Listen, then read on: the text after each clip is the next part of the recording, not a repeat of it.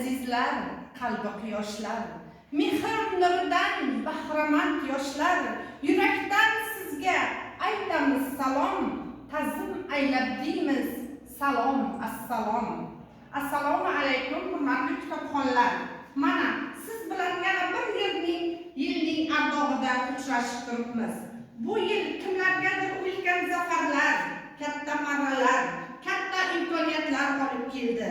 Kimlardir sinovlarda kurashish, mehnat qilish zavqini o'rgatdi va shu bilan esda qolgan bo'lsa ajab emas. Eng muhimi hayotimiz o'zgarishlar ichida. Kitobning inson hayoti, kishilik jamiyati, ma'naviy taraqqiyotdagi beqiyos o'rni qadimdan barchamizga ma'lum. Kitob orqali dunyoni tanish, ilm olish bilan birga go'zallikka, muhabbatga uyg'otish, undan zavqlanish, yovuzlikdan nafratlanish tuyg'usini shakllantiradi.